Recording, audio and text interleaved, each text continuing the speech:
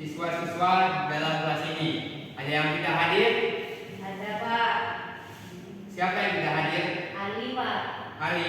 Ada yang tahu kenapa dia tidak hadir? Sakit, Pak. Oh, sakit. Semoga dia cepat sembuh ya. Amin. Kita akan memasuki materi hari ini. Tapi sebelumnya, ada yang masih ingat materi minggu lalu kita belajar tentang apa? Tidak ada yang ingat? Oke, nggak ada ya. Lupa kalian ya. Minggu lalu kita belajar tentang peta kekuatan politik nasional. Lalu hari ini kita akan belajar materi pembebasan Irian Barat. Ada yang tahu pembebasan Irian Barat itu apa? Tidak, Pak. Nggak ada. Nah, ini adalah pengertian dan latar belakang pembebasan Irian Barat. Pembebasan Irian Barat ini adalah perjuangan Indonesia untuk mempertahankan wilayahnya yang sebelumnya dijajah Belanda, terus menjadi bagian dari Republik Indonesia pada 17 Agustus 1945. Akan tetapi dalam konferensi Meja Bundar tahun 1950, masalah Irian Barat ini disanggupkan 1 tahun dan berhasil dicapai dalam pasal Piagam Penyerahan Kedaulatan. Namun sebelumnya Belanda itu nggak mau untuk mengembalikan dan mengakui kemerdekaan Indonesia di wilayah Irian Barat. Terus ada upaya-upaya yang dilakukan Indonesia untuk mengembalikan Irian Barat ke pangkuan negara Indonesia. Upayanya itu ada upaya penyelesaian secara bilateral antara Indonesia dan Belanda dengan diplomasi. Namun upaya-upaya yang dilakukan itu mengalami kegagalan. Dengan jalur diplomasi tadi di tingkat internasional memaksa Belanda melunakkan sikapnya dan mau untuk berunding lagi untuk menyelesaikan permasalahan Irian Barat. Upaya lain yaitu dengan pengambil alihan semua perusahaan milik Belanda di Indonesia oleh kaum buruh dan Kesatuan Angkatan Darat Nasution, lalu menyerahkannya kepada pemerintah. Lalu setelah diplomasi tadi menemui titik buntu pada 17 Agustus 1950, Indonesia akhirnya memutuskan hubungan diplomatiknya dengan Kerajaan Belanda. Lalu 30 September 1960-nya Presiden Soekarno pun berpidato untuk menegaskan kembali tentang upaya mengembalikan Irian Barat ke Indonesia. Dampak pidato tersebut dibukanya kembali perdebatan Irian Barat di Perserikatan Bangsa-Bangsa. Setelah upaya diplomasi, konfrontasi terjadi juga di bidang politik dan ekonomi, tetapi juga tidak berhasil. Maka pemerintah Indonesia mengambil jalur konfrontasi militer. Lalu Belanda pun menyadari kalau Indonesia sudah tidak main-main lagi dengan ucapannya untuk mengambil jalur militer. Lalu Belanda pun mengambil sikap memperkuat kedudukan militernya di Irian Barat dan mendatangkan kapal-kapal militernya ke perairan Irian Barat.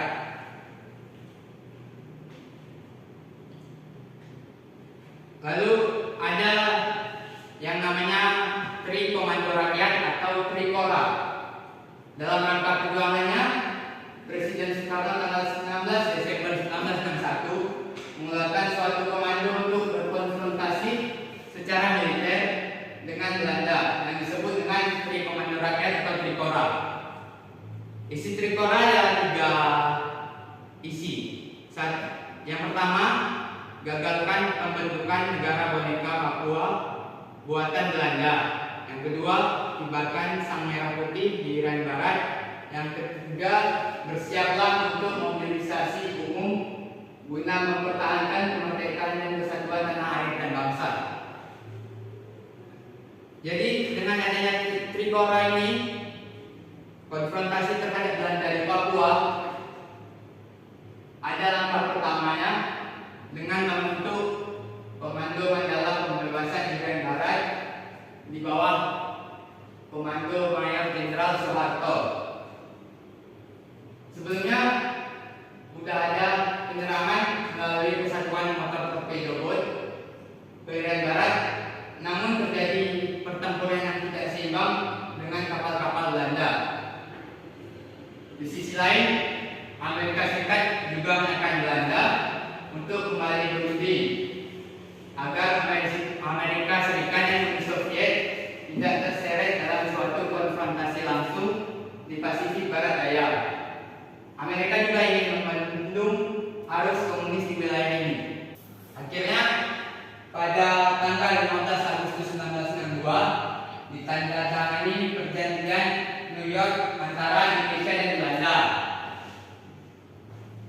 Hal utama dari isi perjanjiannya itu adalah penyerahan pemerintahan di Irian Barat dari pihak Belanda ke Perserikatan Bangsa-Bangsa, lalu dibentuk suatu badan yang bernama United Nations Temporary Executive Authority atau UNTEA yang akan menyerahkan Irian Barat ke Indonesia sebelum 1 Mei 1963. Setelah diberi wilayah Irian Barat, pemerintah Indonesia punya kewajiban untuk menyelenggarakan penentuan pendapat rakyat.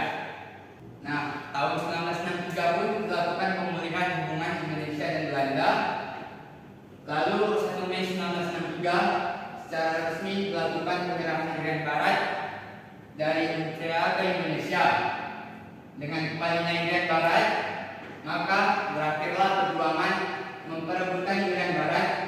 Lalu Indonesia melakukan penentuan pendapat rakyat dan hasilnya dilaporkan ke sidang umum Dewan Keamanan Perserikatan Bangsa-Bangsa.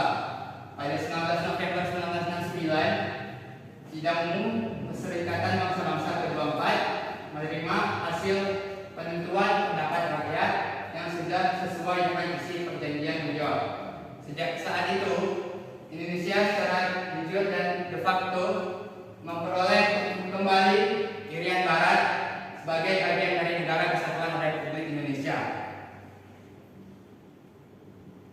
Ini adalah salah 3 foto ketika terjadinya peristiwa pembebasan Irian Barat. Yang sebelah kiri ketika terjadinya peristiwa pembebasan Barat, yang di kanan juga saat terjadi peristiwa diadakan demonstrasi besar-besaran. Kalau yang di tengah ini adalah sebuah monumen yang dibangun untuk memperingati kembalinya wilayah Irian Barat ke pangkuan Indonesia. Di materi yang sudah dijelaskan tadi, apakah ada yang ingin bertanya dari siswa-siswa Bapak? Saya, Pak. Ya, Popi mau bertanya tentang apa? Izin bertanya, Pak. Mengapa bisa terjadi peristiwa pembebasan Irian Barat, Pak? Oke, seperti yang Bapak jelaskan tadi, kenapa terjadi peristiwa pembebasan Barat itu karena Belanda tidak mau mengakui kemerdekaan Indonesia yang telah diproklamasikan pada 17 Agustus 1945 itu di wilayah Irian Barat. Jadi dia tetap mempertahankan kekuasaannya di wilayah Irian Barat meskipun Indonesia sudah merdeka.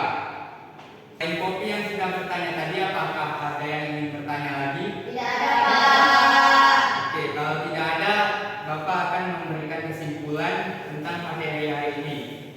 Jadi kesimpulannya, yang awalnya Belanda tidak mau mengembalikan Irian Barat ke Indonesia, lalu Indonesia melakukan upaya diplomasi dan tidak berhasil, lalu Indonesia pun menggunakan jalur militer untuk konfrontasi secara langsung kepada Belanda melalui kemiliteran dan berhasil merebut Irian Barat. Setelah masalah Irian Barat ini sampai kepada Dewan Keamanan Perserikatan Bangsa-Bangsa, lalu wilayah Irian Barat pun dilakukan penentuan pendapat rakyat. Setelah dilakukan penentuan pendapat rakyat, wilayah Irian Barat pun secara resmi kembali ke Indonesia. Setelah kita belajar materi hari ini, Bapak akan memberikan tugas individu bagi kalian. Tolong dicatat tugasnya. Tugasnya adalah apa dampak pembebasan Irian Barat terhadap persatuan dan kesatuan bangsa Indonesia. Setelah Bapak berikan pertanyaan tentang tugas ini, ada yang mau bertanya tentang soal dan tugas ini? Izin bertanya Pak. Iya. Tugasnya dibuat dalam bentuk makalah apa tulisan Pak? Pertanyaan yang bagus ya. Jadi tugasnya dibuat dalam bentuk tulis tangan di kertas double folio. Tugas dikumpulkan minggu depan di pertemuan selanjutnya. Diharapkan kepada semua untuk mengumpulkan tugasnya. Sebelum kita menutup pembelajaran hari ini, Bapak akan memberikan sedikit motivasi untuk kalian, yaitu tetap semangat belajar karena kesuksesan itu berawal dari kita sendiri. Sekian pertemuan kita hari ini. Assalamualaikum warahmatullahi wabarakatuh dan selamat siang semuanya. Siap Pak.